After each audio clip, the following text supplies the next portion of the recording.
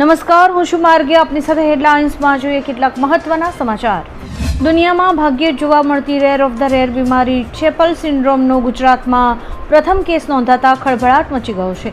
બનાસકાંઠાના ચોંગા ગામમાં રહેતો 7 વર્ષનો હિમાંશુ ચેપલ સિન્ડ્રોમનો ભોગ બન્યો છે. વિદેશથી બાળકની બીમારીની સારવાર માટેના ઇન્જેક્શન મંગાવીને સારવાર શરૂ કરાઈ છે. ઉલ્લેખનીય છે કે ચેપલ સિન્ડ્રોમમાં પેટમાં સોજા આવવા, ઝાડા અને ઉલટી થવા જેવા લક્ષણો હોય છે. મણિપુરમાં ચાલી રહેલી અશાંતિ અને વહીવટી અસ્થિરતાને કારણે કેન્દ્ર સરકારે રાજ્યમાં રાષ્ટ્રપતિ શાસન વધુ 6 મહિના માટે લંબાવ્યું છે, જે 13 ઓગસ્ટ 2025થી અમલમાં આવશે. કેન્દ્રીય ગૃહમંત્રી અમિત શાહે લોકસભામાં પ્રસ્તાવ રજૂ કર્યો હતો, જેને મંજૂરી મળી ગઈ છે. સરકારે આ સમયગાળા દરમિયાન કાયદો અને વ્યવસ્થા સુધારવા અને વિધાનસભા ચૂંટણી યોજવાની શક્યતાઓનું આકલન કરવાનો પ્રયાસ કરશે. ઋત્વિક રોશન, કિયારા અડવાણી અને જુનિયર એનટીઆરની મોસ્ટ અવેઇટેડ ફિલ્મ વોર 2નું ટ્રેલર રિલીઝ થયું છે, જે ઋત્વિકના પાત્ર કબીરથી શરૂ થાય છે. તે શપથ લઈ રહ્યો છે અને એનટીઆર પ્રવેશ કરે છે. ઋત્વિક પોતાના પ્રિયજનોને છોડી દેવાની પણ વાત કરે છે. ટ્રેલરમાં ઋત્વિક અને એનટીઆર વચ્ચેની ફાઇટ સિક્વન્સ પણ જોવા મળે છે. આ જ સમયે કિયારા અને ઋત્વિક વચ્ચેની કેમિસ્ટ્રી પણ રસપ્રદ છે. અયાન મુખર્જી દ્વારા નિર્દેશિત આ ફિલ્મ 14મી ઓગસ્ટે રિલીઝ થશે. દેશમાં અત્યારે અમરનાથ યાત્રા ચાલી રહી છે, જેમાં અત્યાર સુધીમાં લગભગ 3.52 લાખ યાત્રાળુઓએ પવિત્ર ગુફાના દર્શન કર્યા છે. આજે 2896 યાત્રાળુઓનો બીજો સમૂહ જમ્મુથી રવાના થયો છે. 3 જુલાઈથી આ યાત્રા શરૂ થઈ હતી. બીજી તરફ છડી મુબારક એટલે કે ભગવાન શિવની પવિત્ર ગદા આજે પરંપરાગત પૂજા માટે હરિપર્વત ખાતે શારિકા ભવાની મંદિર લઈ જવાશે. કેન્દ્ર સરકારે રાજ્યસભામાં જણાવ્યું કે 2024માં 2,06,378 ભારતીયોએ પોતાની નાગરિકતા છોડી છે. વિદેશ રાજ્યમંત્રી કીર્તિવર્ધનસિંહે રજૂ કરેલા આંકડા મુજબ 2023ની સરખામણીમાં આ સંખ્યામાં નજીવો ઘટાડો થયો છે, પરંતુ છેલ્લા 3 વર્ષથી 2 લાખથી વધુ લોકો નાગરિકતાનો ત્યાગ કરી રહ્યા છે. 2020માં સંખ્યા ઘટીને 85,256 થઈ હતી, પરંતુ ત્યારથી તેમાં સતત વધારો જોવા મળ્યો છે, જે ચિંતાનો વિષય છે. રાજ્યમાં ભારે વરસાદની આગાહી કરવામાં આવી છે. હવામાન વિભાગ દ્વારા આ આગાહી કરાઈ છે. અમદાવાદમાં આજે હળવા વરસાદની આગાહી કરાઈ છે, જોકે રાજ્યના અન્ય જિલ્લામાં વરસાદનો જોર વધશે. અત્યારે રાજ્યમાં એકસાથે 3 વરસાદી સિસ્ટમ સક્રિય છે, જેના કારણે 25થી 29 જુલાઈ દરમિયાન ભારેથી અતિ ભારે વરસાદ પડવાની શક્યતા છે. દક્ષિણ ગુજરાત, સૌરાષ્ટ્ર અને મધ્ય ગુજરાતમાં ભારે વરસાદને કારણે પૂર આવે તેવી પણ શક્યતા છે. બિહારમાં વિધાનસભા ચૂંટણી યોજાવાની છે, જેના કારણે બિહારમાં રાજકીય માહોલ ગરમાયો છે. આ દરમિયાન આરજેડી નેતાએ જણાવ્યું કે બધું નક્કી થઈ જ ગયું છે. લાખો વોટર્સના નામ હટાવવામાં આવ્યા છે.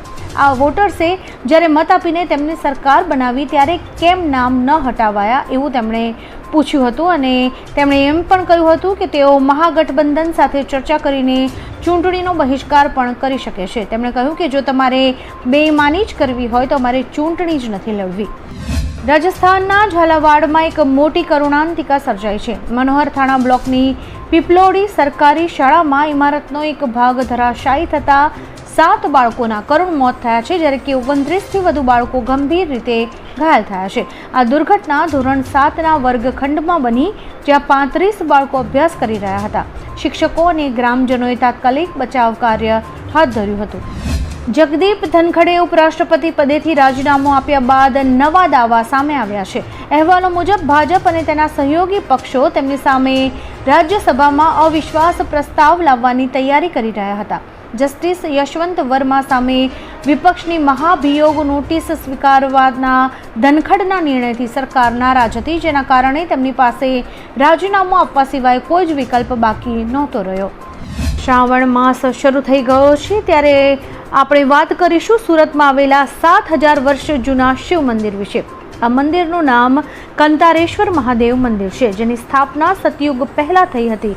આ મંદિરમાં શિવલિંગનો આકાર ગાયના પગની ખરી જેવો છે. આ મંદિરમાં લગભગ રોજ 22 જેટલી પૂજા થાય છે.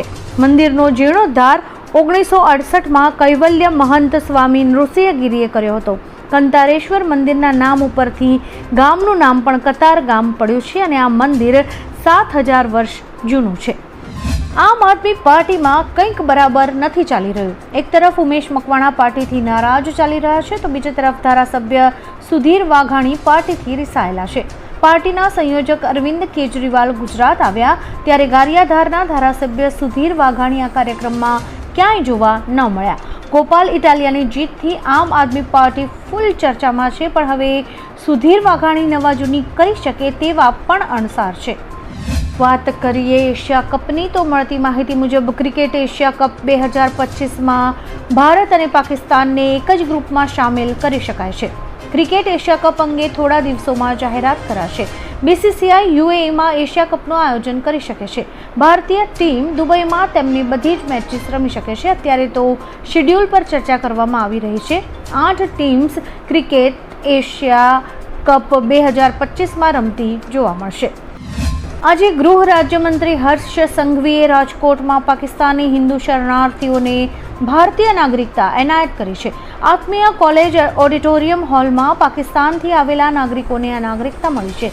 દરમિયાન કુલ 185 શરણાર્થીઓને ભારતીય નાગરિકતા એનાયત કરાઈ છે. હવે રાજકોટ, કચ્છ અને મોરબીમાં રહેતા શરણાર્થીઓ કાયદેસર ભારતીય નાગરિક બન્યા છે. ઉલ્લેખનીય છે કે તેઓ પાકિસ્તાનમાં ધાર્મિક અત્યાચારોનો ભોગ બન્યા હતા અને તેમણે ભારતમાં શરણું લીધું હતું. અભિનેતામાંથી રાજકારણી બનેલા અને મક્કલ નિધિ મૈયમના પ્રમુખ કમલ હાસને આજે રાજ્યસભામાં સાંસદ તરીકે શપથ લીધા પછી તેમણે કહ્યું કે તેઓ પોતાની જાતને ખૂબ જ સન્માનિત અનુભવી રહ્યા છે. જનતાને તેમની પાસેથી ઘણી અપેક્ષાઓ છે અને તેઓ જનતાની તમામ અપેક્ષાઓ પર ખરા ઉતરવાનો શ્રેષ્ઠ પ્રયાસ કરશે. આપણે જણાવી દઈએ કે કમલ હાસને આ બેઠક શાસક ડીએમકેના નેતૃત્વ હેઠળના ઇન્ડિયા એલાયન્સના સમર્થનથી મેળવી હતી. ચેન્નઈ સ્થિત ઇન્ટિગ્રલ કોચ ફેક્ટરી એટલે કે ICFમાં દેશની પ્રથમ હાઇડ્રોજન સંચાલિત કોચ એટલે કે ડ્રાઇવિંગ પાવર કારનું સફળતાપૂર્વક પરીક્ષણ કરાયું છે. ભારત 1200 HPની હાઇડ્રોજન ટ્રેન વિકસાવી રહ્યું છે, જે ભારતને આ ટેકનોલોજીમાં વૈશ્વિક અગ્રણી બનાવશે. આ સફળ પરીક્ષણ પર્યાવરણને અનુકૂળ પરિવહન ક્ષેત્રે ભારત માટે એક મહત્વપૂર્ણ સીમાચિહ્નરૂપ છે. હવામાન વિભાગની આગાહી મુજબ રાજ્યમાં આગામી 7 દિવસ હળવાથી મધ્યમ વરસાદ પડશે. આગામી 5 દિવસ ગુજરાતમાં ભારે વરસાદની સંભાવના છે.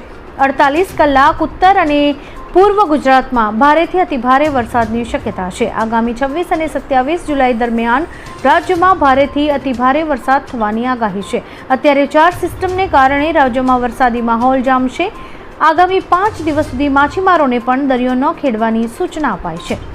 ફ્રાન્સના મેક્રોને પેલેસ્ટાઇનના રાષ્ટ્રપતિને મોકલેલો એક પત્ર શેર કર્યો છે અને ટ્વિટર પર લખ્યું છે કે મધ્ય પૂર્વમાં ન્યાય અને સ્થાયી શાંતિ પ્રત્યેની મારી ઐતિહાસિક પ્રતિબદ્ધતાને અનુરૂપ મેં નક્કી કર્યું છે કે ફ્રાન્સ પેલેસ્ટાઇન રાજ્યને માન્યતા આપશે. હું સપ્ટેમ્બરમાં સંયુક્ત રાષ્ટ્ર મહાસભા સમક્ષ જાહેરાત કરીશ. આજની તાત્કાલિક પ્રાથમિકતા ગાઝામાં યુદ્ધનો અંત લાવવાની અને નાગરિકોને રાહત પૂરી પાડવાની છે. નવસારીમાં જૂના મીટર બદલીને સ્માર્ટ મીટર લગાવવાની કામગીરી હાથ ધરાઈ રહી છે. ત્યારે નવસારીમાં DGVCLના કર્મચારીઓને લોકોના આક્રોશનો ભોગ બનવું પડ્યું છે. લોકોએ સ્માર્ટ મીટરનો ભારે વિરોધ કર્યો છે. શહેરના શાંતાદેવી રોડ વિસ્તાર તેમજ કામધેનુ પાર્કમાં ભારે હોબાળો આ મામલે મચ્યો હતો. સ્માર્ટ મીટર ફેંક દોના નારા લગાવીને લોકોએ કામગીરી અટકાવવાનો પ્રયાસ કર્યો હતો. DGVCLના કર્મચારીઓએ પોલીસ બંદોબસ્ત સાથે આગળની કાર્યવાહી હાથ ધરી હતી. સરહદ વિવાદને લઈને કંબોડિયા અને થાઇલેન્ડની સેનાઓ વચ્ચે શરૂ થયેલા સશસ્ત્ર સંઘર્ષમાં અત્યાર સુધીમાં 14 નાગરિકોના મોત થયા છે અને 1 લાખથી વધુ લોકો વિસ્થાપિત થયા છે. શુક્રવારે બંને દેશો વચ્ચેની અથડામણ વધી ગઈ હતી. બંનેએ 4 પ્રાંતોમાં ભૂમિદળ મોકલ્યા છે અને ફાઇટર જેટ તૈનાત કર્યા છે. થાઇલેન્ડે F-16 ફાઇટર જેટથી કંબોડિયામાં 6 લશ્કરી સ્થાપનોને નિશાન બનાવ્યા હતા. હવામાન વિભાગની આગાહી અનુસાર વલસાડમાં વરસાદનો વધુ એક રાઉન્ડ શરૂ થયો છે.